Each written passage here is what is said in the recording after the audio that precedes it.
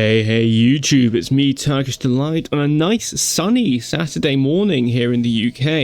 Hey YouTube, it's me Turkish Delight, and this has been a huge update right now in the Hordetest, and we're very excited to cover a lot of the changes that have been coming out, and some of them are going to blow your mind. Don't listen to what other people have been saying. Not everything is as black and white as it appears in this patch, as some dinosaurs have gotten absolutely insane buffs that aren't just tied to damage. But starting off, we've got Dondi here with the news.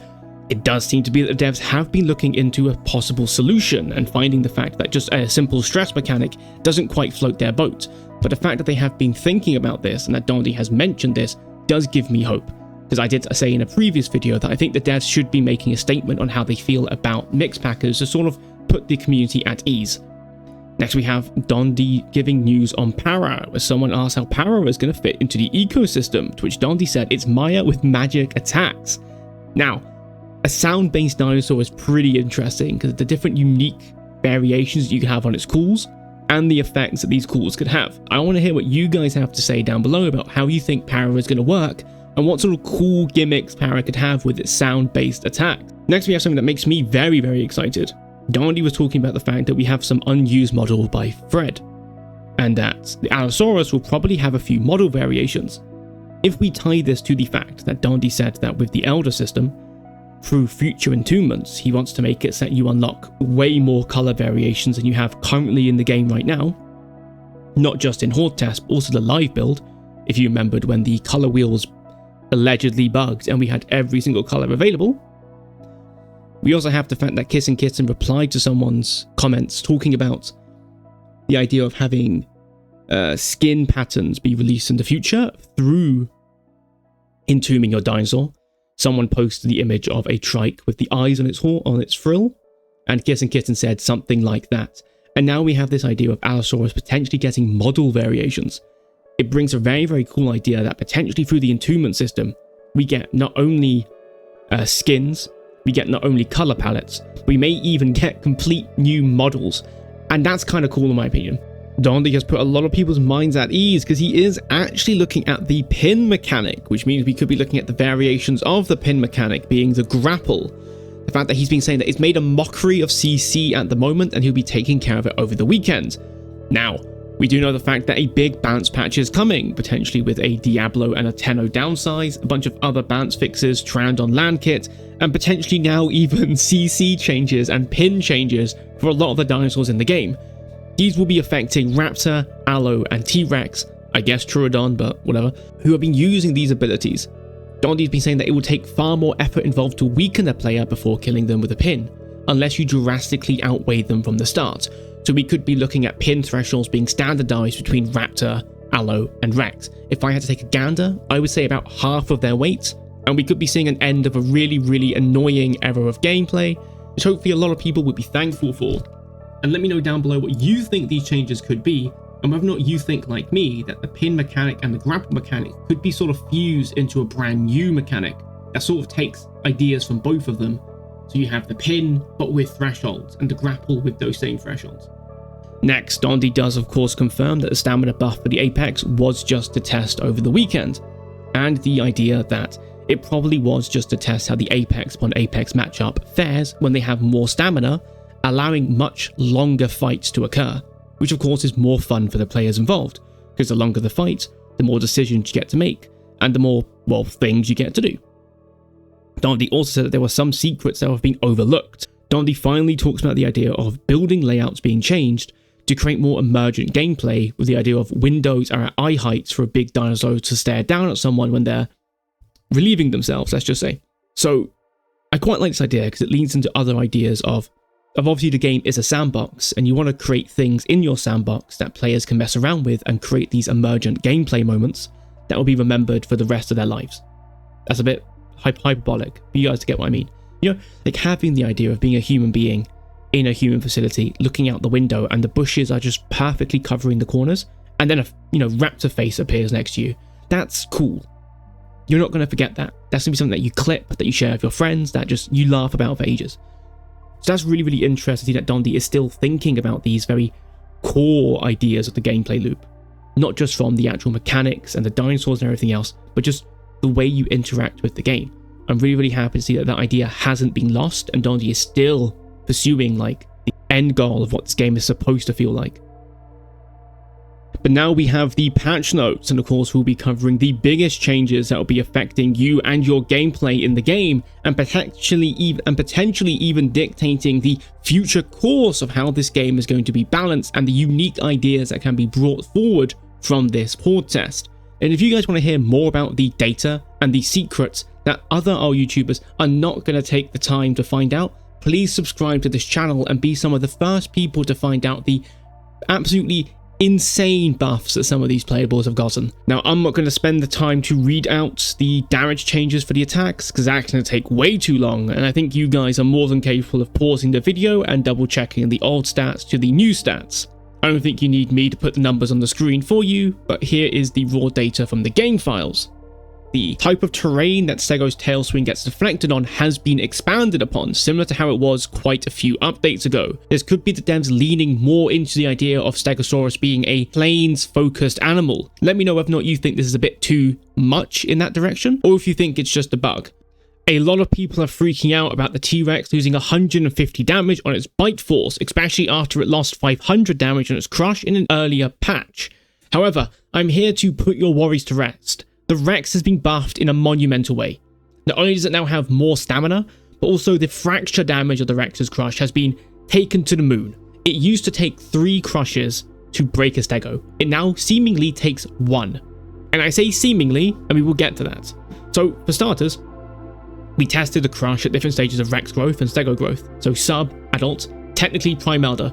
Don't worry about that. It was just the server, 5 times growth. You guys know how it's like. It was difficult to line everything up. We'll try again later. But as a sub, you didn't one fracture the Stego with the crush, simply because the sub Rex just hasn't got enough fracture damage in that attack. Makes sense. With the adult, it seemingly was 1 crush, but the Stego was able to land a power swing towards the end of it, meaning it was not an instant leg break and body break. It happened at the end of the attack, meaning that the fracture damage was building up. This is where we start to get into the speculation, because in the Rex tests we did with the Prime Elder Rex versus the Stego was going into the second stage of crush where it gets pinned. Whereas in the fights, what happened was the Rex did the crush that didn't lead to a pin, and it got the fracture.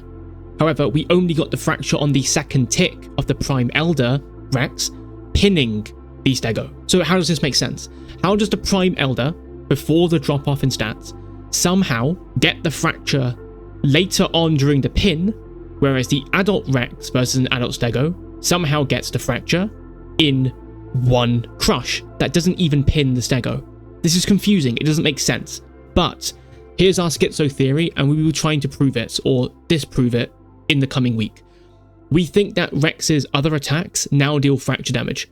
Very small amounts of fracture damage, but it is enough to deal that extra tick that is needed to go from 1 fracture and a tick to 1 fracture.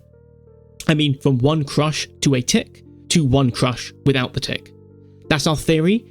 Do not just spread this around saying that, oh my gosh, Rex's bite now does fracture damage, until we do more testing. But this is my current hypothesis to explain this weird inconsistency with the fractures appearing during the pin and a normal crush.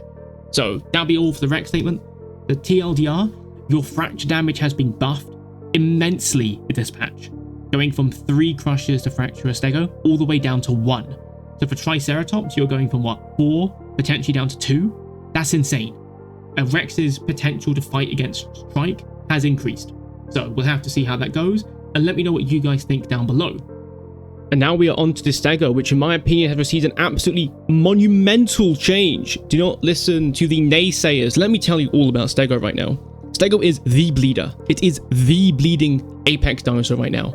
Forget Giga, we have Stego. So what are the Stego bleed numbers? For the power swing, we have huge 1000 bleed damage applied to a target with no bleed res at all. For the normal swing, we're looking at 500 bleed. And for the uppercut, we're looking at a eye-watering 2800 bleed applied. Now remember, my testing is not perfect. These numbers could be higher, more than likely higher than what I actually recorded. I like to take very conservative estimates for bleed values. These are huge numbers. This is for a standing target. If you start running, your bleed multiplies just a bit over 2 times. For some dinosaurs, it's 2.2 times bleed. So if you get hit by that normal power swing for 1000 bleed, you're taking maybe like what, 2,400 bleed damage potentially while you are running around. For a dinosaur like Allosaurus, that's one power swing and you bleed out during the fight. That's it, you are gone.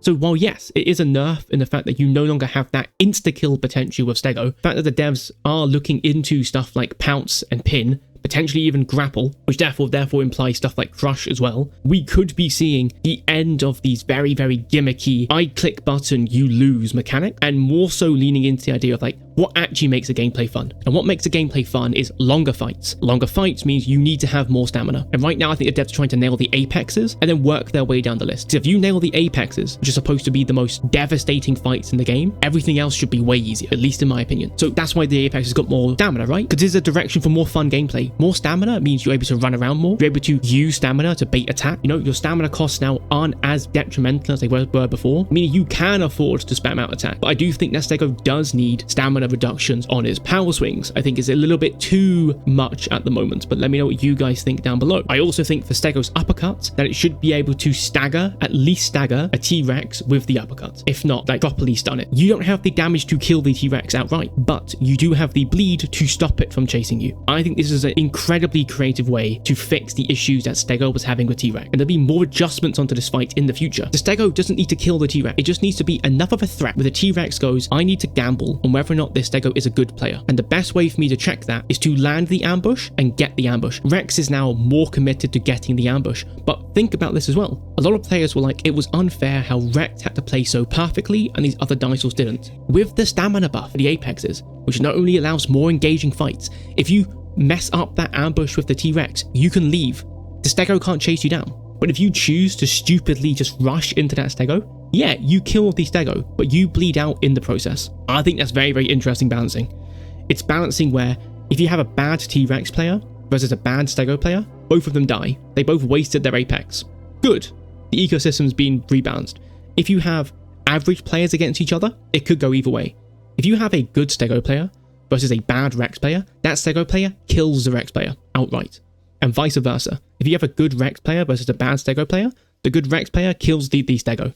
But if you have a good Rex player and a good Stego player, the fight is literally decided by who better understands the fight. We are literally returning to the golden era of Allo combat. That's amazing. I'm so happy. This is what I was talking about. I told you guys a week ago, 2 weeks ago, that this was potentially what is happening, and it is happening before our very eyes.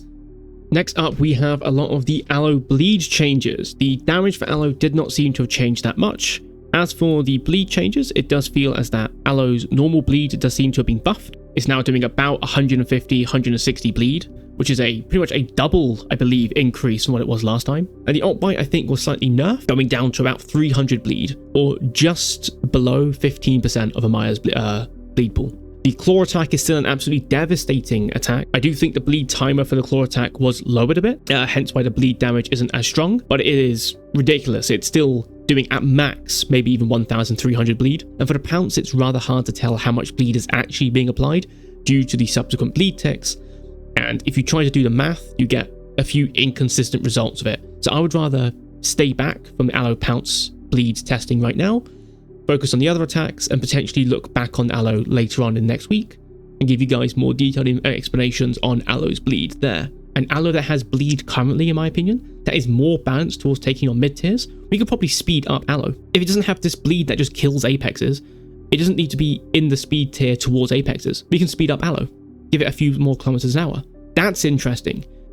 But testing the Allo bleed, this raised something very interesting to me, which is that if you accounted for all of the things that affect bleed timers, both Allo and Stego seem to have 90-second bleed timers on their attack. If you guys remember, bleed timers were about 78 seconds before, meaning that this is either unique to dinosaurs are considered bleeders, or it is every single dinosaur now has a 90-second bleed timer, meaning that bleed is going to be way more impactful in future fights, that there are viable playstyles that aren't just face tank something to death.